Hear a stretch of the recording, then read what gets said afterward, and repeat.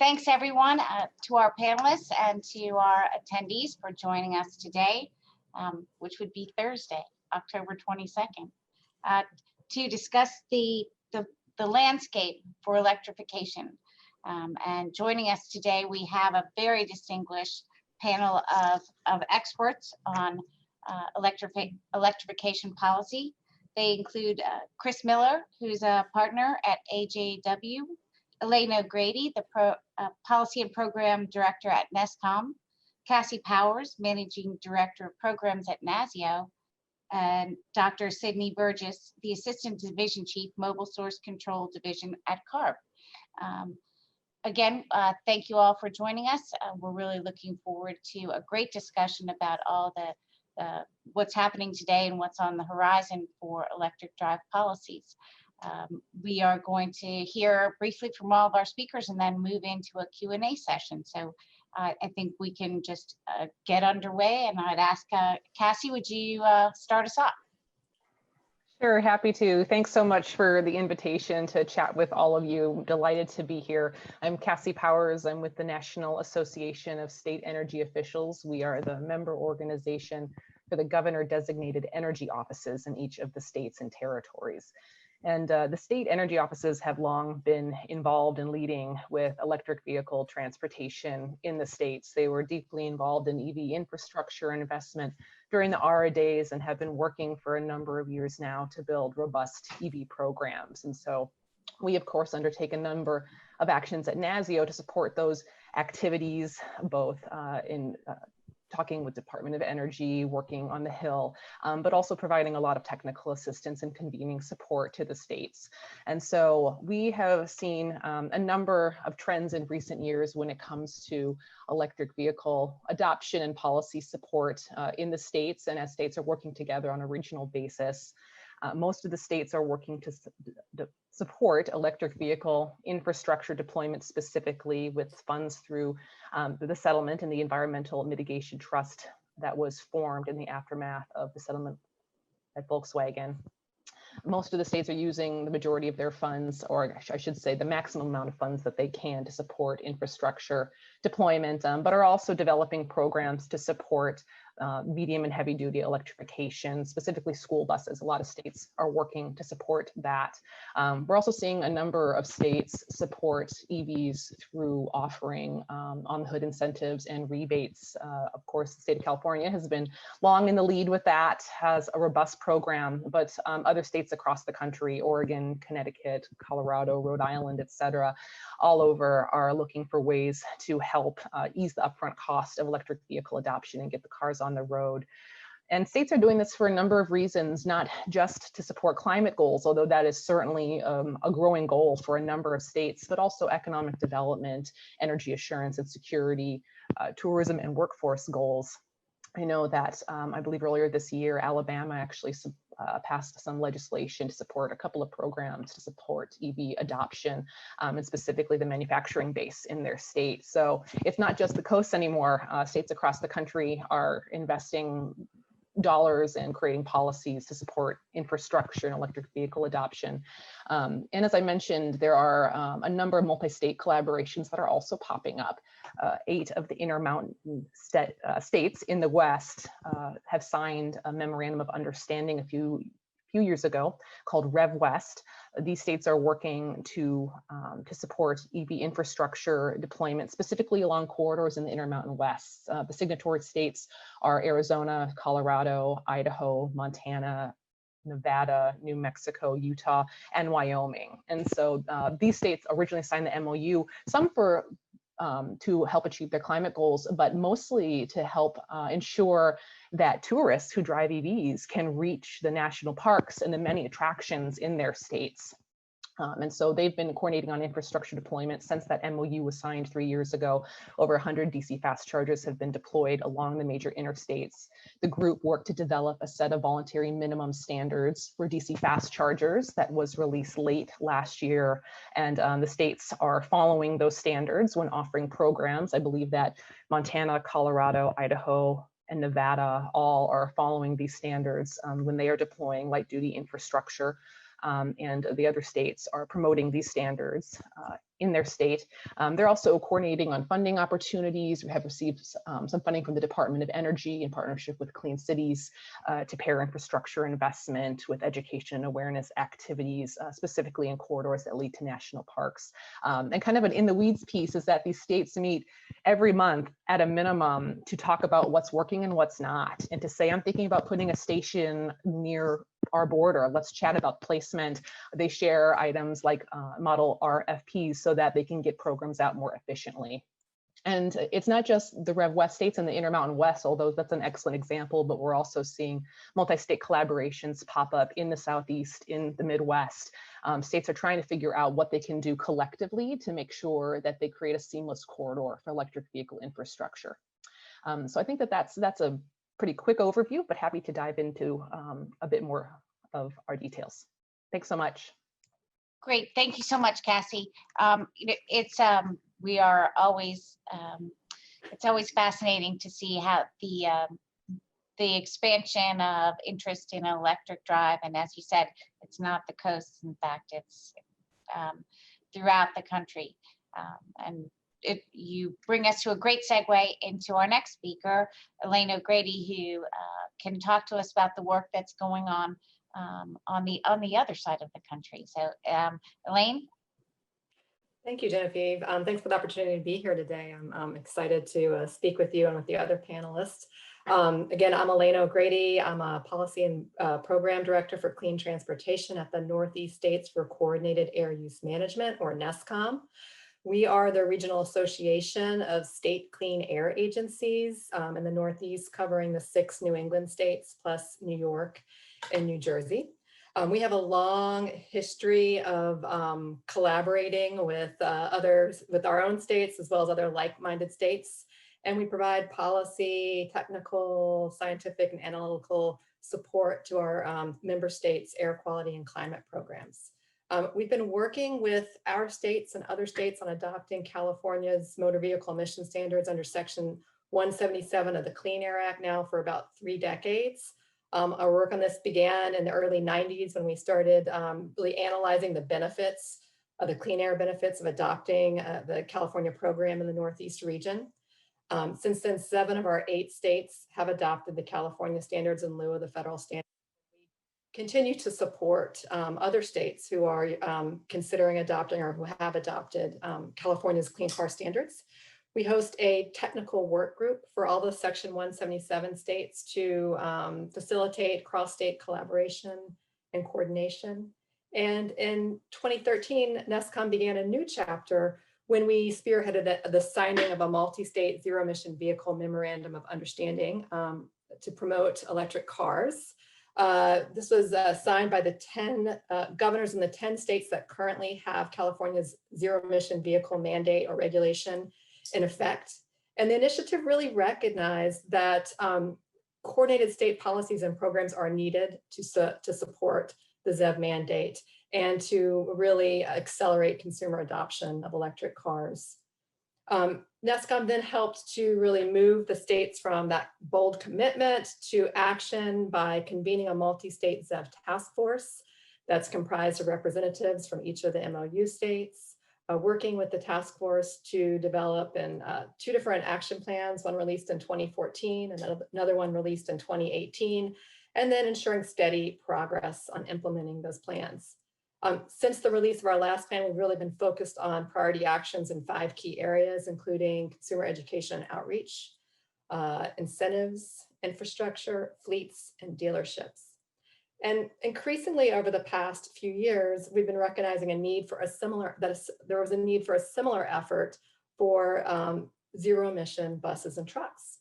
So this past summer in July, we were really excited to announce that 15 states and the District of Columbia signed a new memorandum of understanding to accelerate electrification of medium and heavy duty vehicles.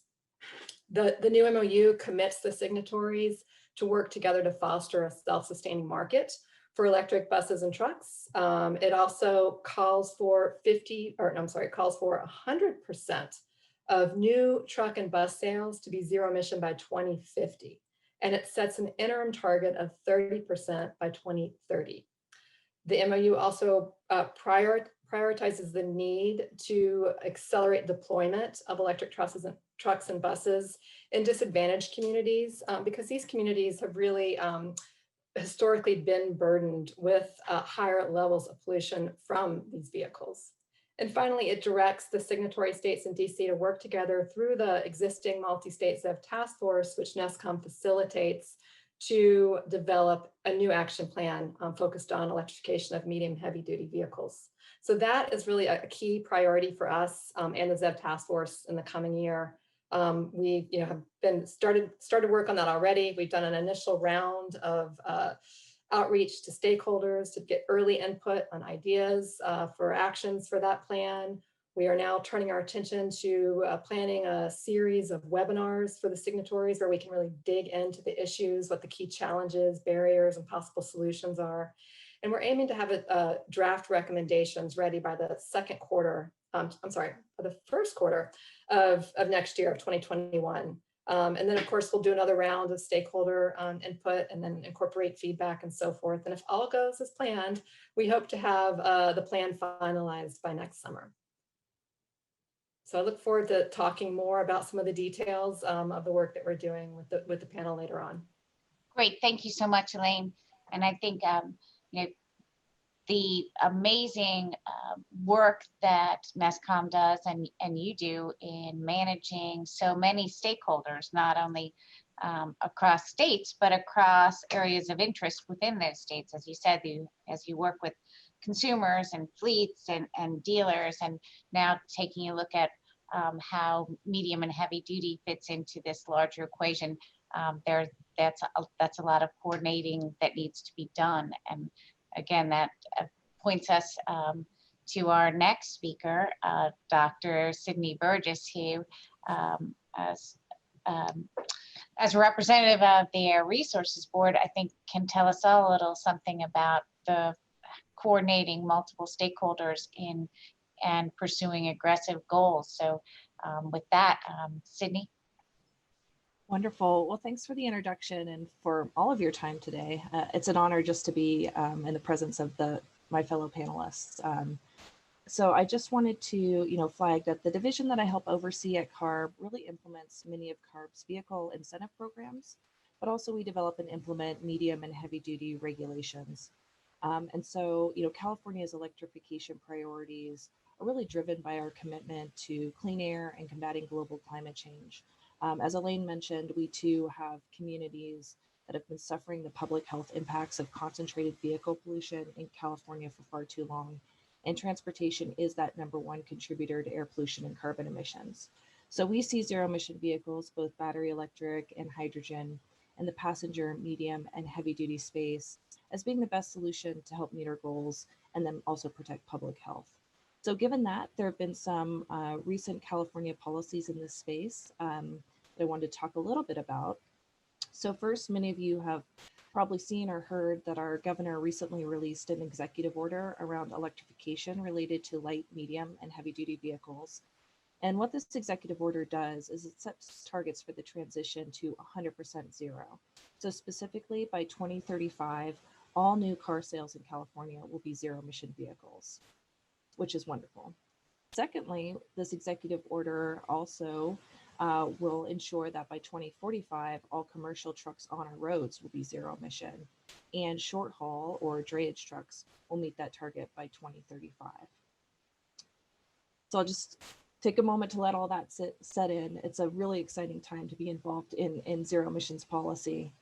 Secondly, I also wanted to highlight that the CARB board recently adopted the Advanced Clean Truck Regulation, and this regulation requires that manufacturers sell zero emission heavy duty trucks starting in the year 2024.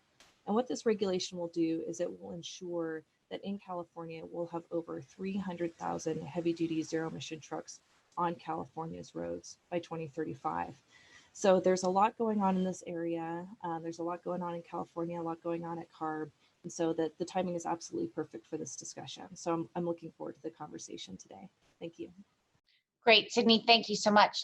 Those are a lot of really amazing and unprecedented in the U.S. moves that are going to, I think, going to change the debate, not only in California, but I think at the state and federal levels. And you know, to sort of speak to that particular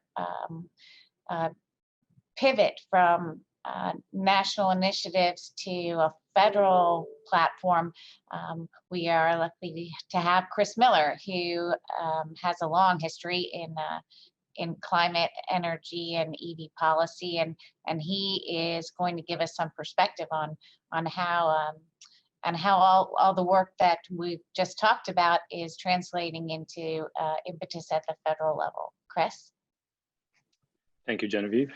Good to be with you all today. I appreciate the invitation.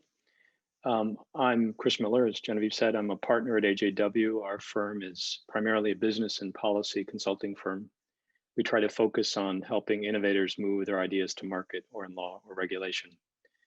So I've been with AJW about 7.5 years, but as Genevieve alluded, I've worked on Capitol Hill for a long time, a lot of it in the energy environmental space, with Harry Reid and the Senate Democratic Caucus, the Senate Environment Committee, and Carl Levin. Worked for him for a long time on clean energy and vehicle technology. That's where I think I first learned about EVs and drove my first one in 1992, which was an Impact, which is not a great name for a car. Now I drive a Chevy Bolt, and I'm very happy with that.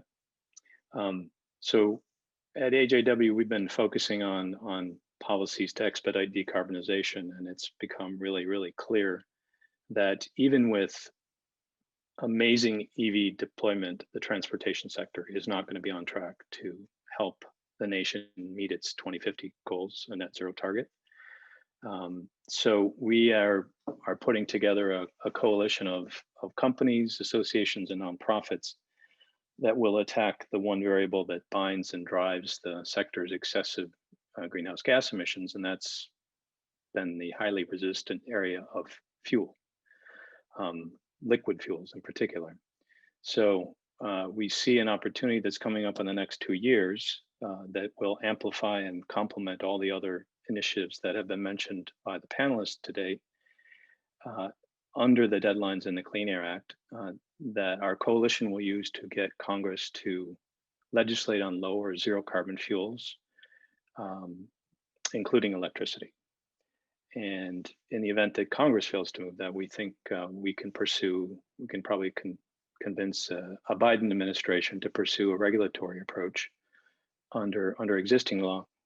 But in either case, the plan would be to set long-term policy signal, again, to complement the other things that have been going on and all the other policies that are in the transportation space, and require and result in big, new, and job-creating investments in decarbonizing, electrification, and really putting the transportation sector on the right slope to net zero by 2050 or ideally before.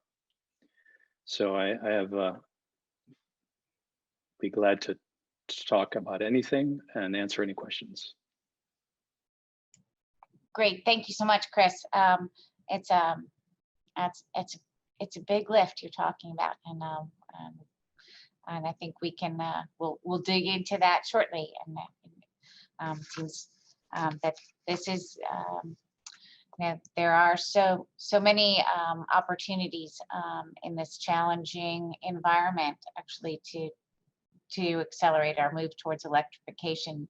And so with that, I would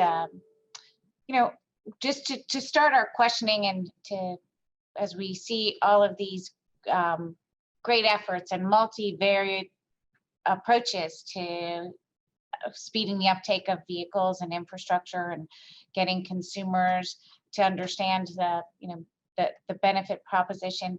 I'll just ask this sort of broadest question. I'll start with Cassie, but everybody else feel free to weigh in. Is Cassie, so at the state level, what do you see as what has been the most effective lever?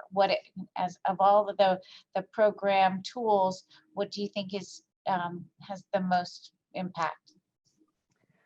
Thanks for the question. I think that vehicle purchase incentives continue to be the most effective policy mechanism for advancing EV adoption. NASEO, in partnership with CADMIS, did some research on this a couple years ago. We're in the process of updating it now, but really the top three drivers from a policy perspective have been on the hood incentives for EVs, and also, of course, the binding targets like the ZEV standard from California and the participating states. And then there's also kind of a runner-up, which is strong policies to support electric vehicle infrastructure investment, often at the utility level. So allowing for investment by the utilities in EV infrastructure, making sure that that the utilities can own and operate or have a different type of a supporting policy mechanism.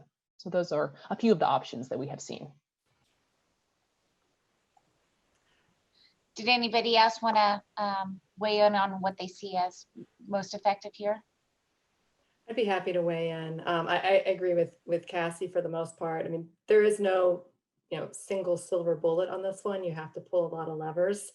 I think the ZEV mandate is really important in terms of ensuring availability of vehicles and a variety of models in jurisdictions, and ensuring those increasing numbers over time. But at the same time, you really do need to have complementary policies and programs to support that. And Cassie hit the big ones. Incentives are critical. And we've done a lot of surveys and research that show one of the major things holding people back to purchasing EVs is the perception that there's not enough charging infrastructure out there. So policies to put robust and to build robust and reliable networks of charging infrastructure are critical. And of course, consumer education and outreach are important, is important as well. Did anybody else want to weigh in there? Yeah, sure. So I can just kind of weigh in maybe with, how California has approached this big policy question in the past and continues to do so moving forward. So, I think the California experience has been to focus on both vehicle supply, vehicle demand, and then other enabling factors. So by vehicle supply, I mean, really focusing on the ability to enable consumer choice, both through emissions regulations and zero emission manufacturer requirements. We have this for passenger vehicles, which the panelists mentioned previously. And then, as I mentioned in my opening remarks, we now have a zero emission manufacturer requirement for trucks. On the vehicle demand side, we want to ensure that zero emissions manufacturers are met with a market for their product. And so, historically, California has enabled that through purchase incentives and soon regulations on truck fleet zero emission purchases. So other enabling factors include things like, supporting infrastructure implementation and working with our utilities to plan and invest for infrastructure and grid upgrades. But I'd just like to add, that California can't do this alone. I think we all know that manufacturers are responsive to global policy trends. So partnerships like those that NESCOM is leading, with other jurisdictions and with the private sector is critical. I think that's right. And I'm interested to hear from all of you what you're seeing, because I don't think anyone can have a public conversation that doesn't recognize how every market, every expectation, and pretty much every household has been turned upside down by the pandemic. And so, how does this atmosphere, like we're all seeing, actually sort of unexpected market responses? But what are you seeing? How is the pandemic impacting state level efforts to move forward with electrification? I'd throw that out to anyone who wants to have a run at it. Sure, I'm happy to start. So I think there's no denying that the pandemic has really disrupted our lives. I do think there's an opportunity here, as our economy recovers. We in California are really seeing record-breaking months at our ports. And so there is an opportunity here to really support creation and retention of high-level quality jobs here in California, by transitioning to that carbon neutral future, to ensure that as we grow, we do it in a way that serves our communities and our workers in ways that consider their public health. With respect to the advanced clean truck regulation, we often get questions about these manufacturer targets that have now been set by the CARB board for the zero emission sales of heavy duty trucks. And I just want to underscore that really those targets are still feasible despite the effects of COVID. You know, while the current situation certainly presents some uncertainty, the regulation doesn't begin until the year 2024, which gives manufacturers a lot of lead time. And secondly, and going back to my earlier point about choice, the ACT rule is really projected to deliver lower operating costs to trucking fleets, as well as provide health benefits to Californians. And these vehicle deployments, we expect those to create green, high quality jobs that sustain in both infrastructure and zero emission manufacturing, which will certainly help stimulate the economy. I'd like to also add, I think that that's a great point, and that there will be an opportunity for jobs. The energy sector as a whole lost about 15% of their workforce in the first 3 months of the pandemic. I think that the clean vehicles, the sector lost about 37,000 jobs, and those are still in the process of recovering. A number of state programs, like all programs, were halted at the beginning of the pandemic. Thankfully, a lot of EV infrastructure installations take place outdoors. And so those programs, at least the ones that are ready for installation, are coming back online.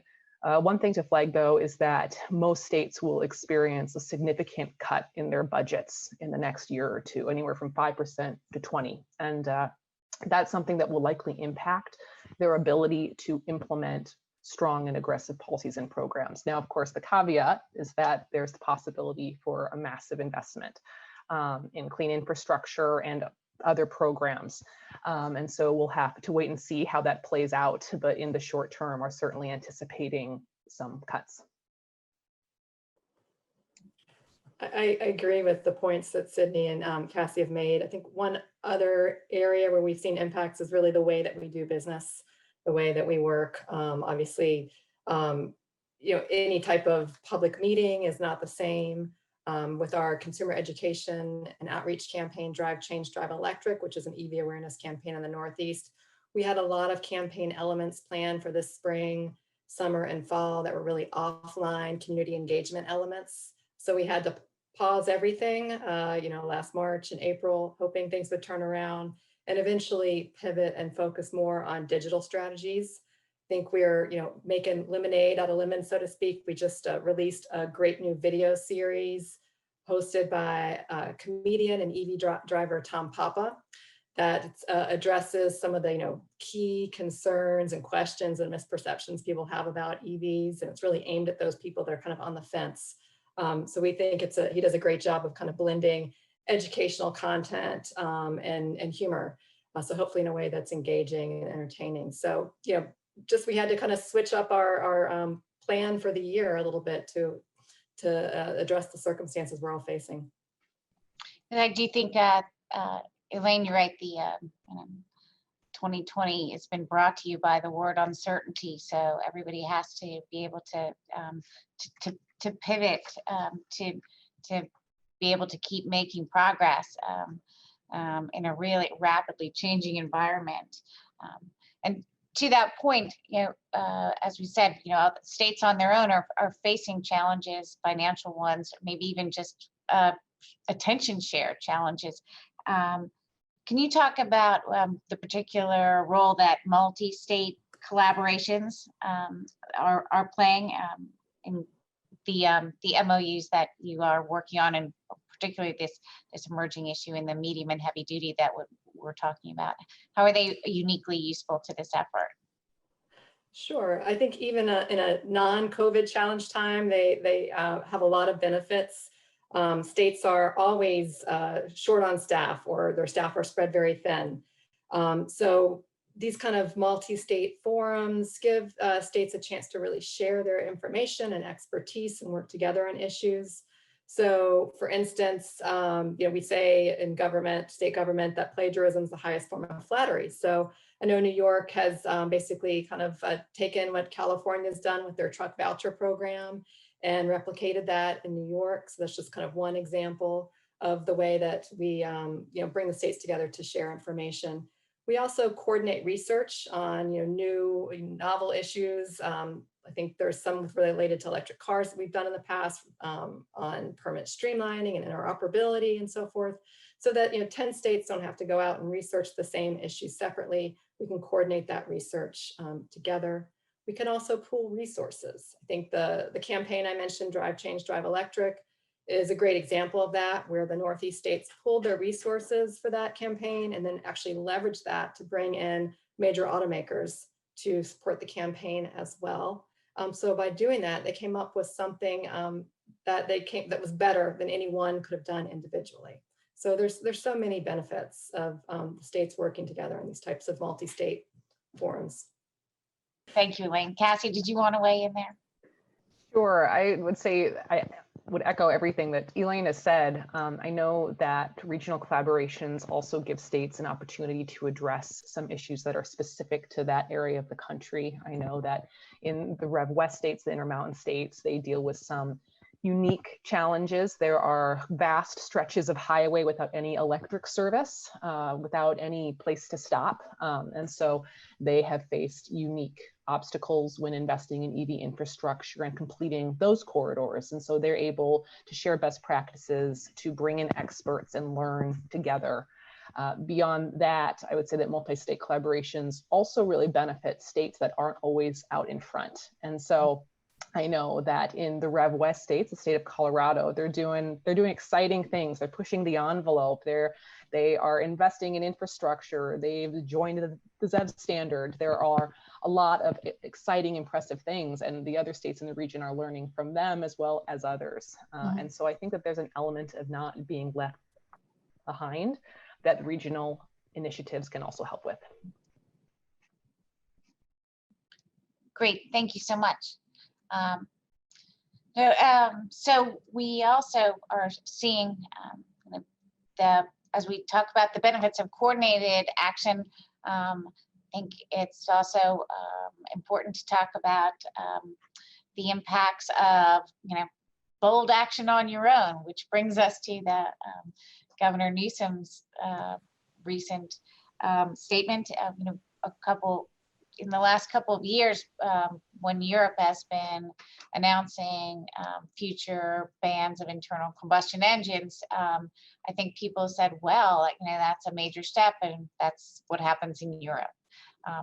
But now we see California, which has a history of creating templates, moving forward on an internal combustion engine ban by 2035 or 2045 regarding medium and heavy duty.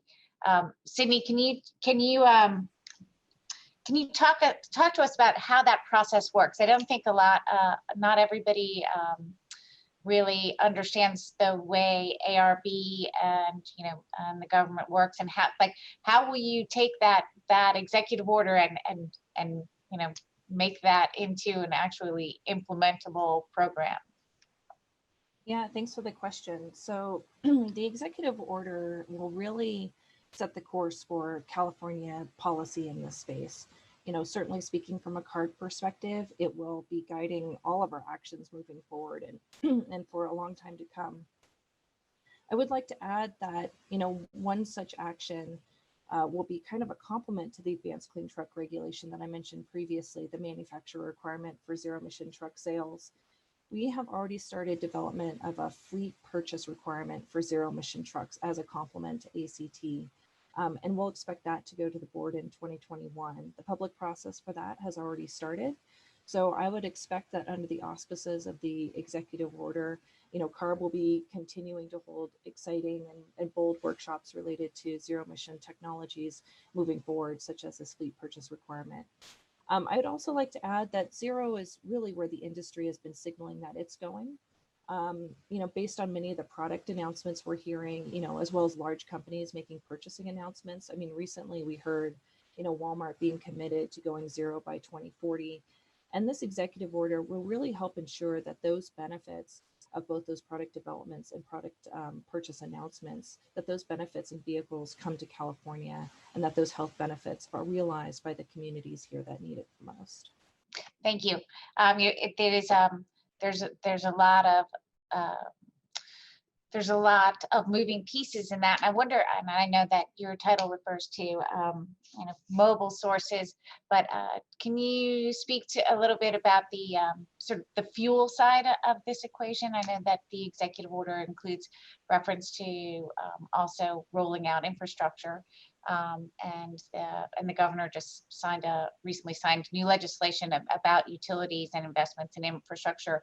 Can you speak a little bit to sort of the role of infrastructure? And I think that's particularly as we talk about expanding the medium and heavy duty fleet, and that those needs are sort of unique.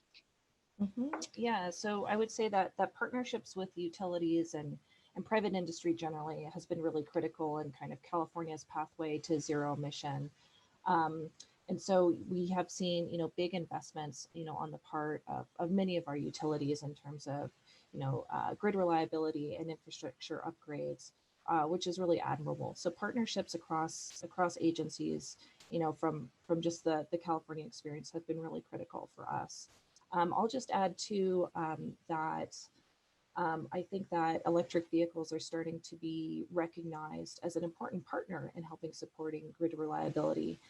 Certainly during power outages, our recent experiences have been that they can help support the grid through vehicle-to-grid integration, or even help folks who have, their own passenger zero-emission vehicles at home if they're experiencing a power outage, to be able to use their own vehicle as a source of power supply.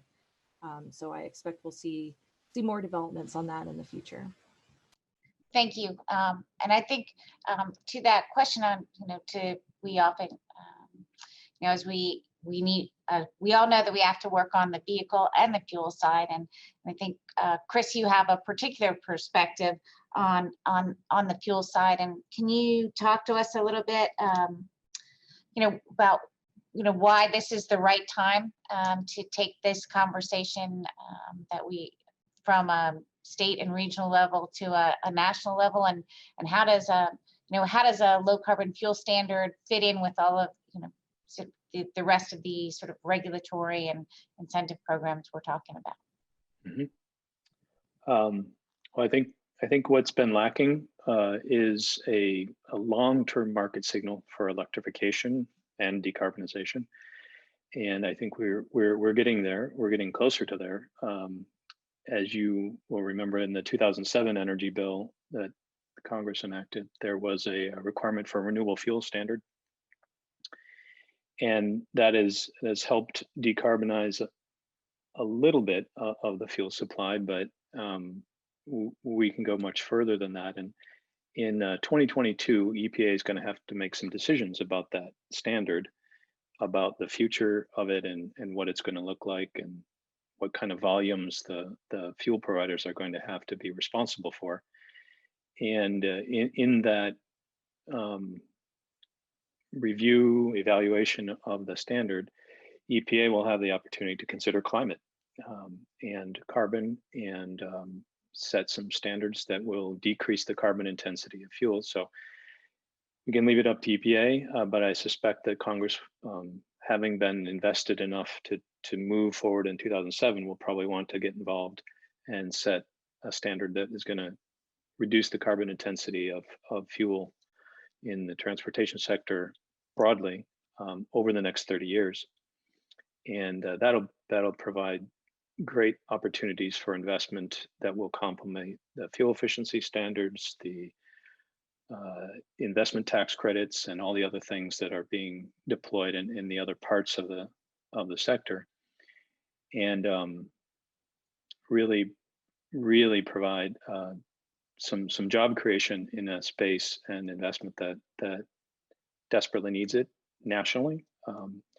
The scale of the challenge is pretty significant, and we all know that the transportation sector is projected to be the largest source of emissions in at least in the country, probably in the world. And without tackling fuels, we can't get there unless we have some really late breaking draconian things, and that's not the best way to transition to a lower carbon future. Thank you, Chris. And as I I'm watching our time, and there's a so I'm going to skip ahead a little bit because I think there's an emerging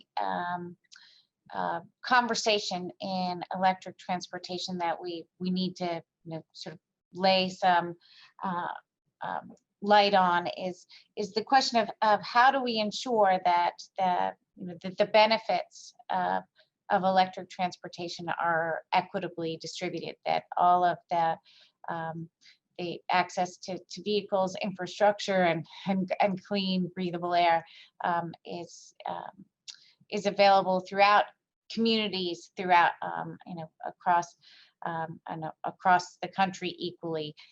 Can you all speak to some of the efforts that are focusing exactly on making sure that there's equity in electric transportation? And I'll pitch to you, Cassie, first, and then everybody weigh in as you.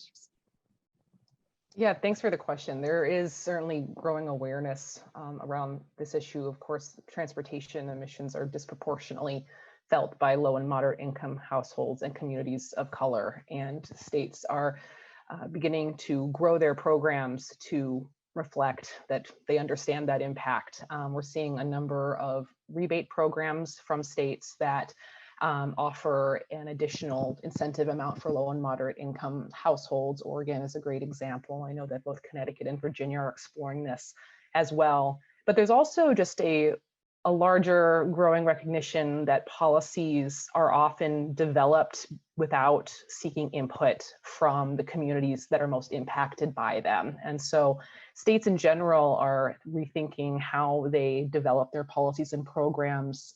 I know that there's a lot of work in California, specifically around EV incentives, to work with community-based organizations to get input on policies and programs early on. And to go back to those community-based organizations to make sure that the incentives or the programs, once they are developed, can really be used by the communities that they are intended for. And so there's certainly a lot for states to do in this arena, but we are beginning to see that some of the rebate programs in particular, as well as some of the pilot programs, are being created with low and moderate income families in mind. Great, did anyone else want to weigh in? Sure, I will. NESCOM actually just released a short report highlighting examples of actions that states are taking to improve equitable access to EVs, and it includes examples of some of the types of programs that Cassie mentioned. So there's a lot of states now offering incentives that are maybe larger incentives for lower and middle income class communities or residents. We're also offering incentives for used EVs. We're also seeing states start to target infrastructure investments or carve out infrastructure investments so that they're really focused on disadvantaged communities. For instance, New York Public Service Commission just announced, I think it was a $700 million investment in make-ready infrastructure, and said that at least about 30% of that has to be focused on disadvantaged communities. And we're also talking about how to operationalize equity. So really building it, baking it into the process. So it's not a box you're trying to check or an afterthought, but really changing the way we think about doing our jobs as governments so that we can be more inclusive.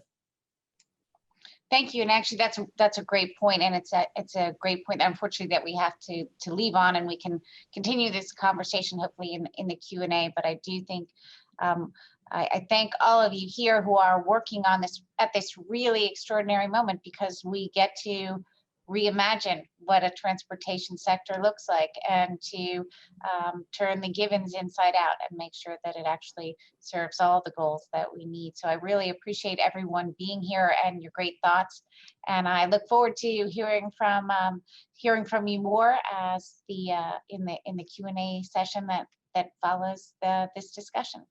So thanks again.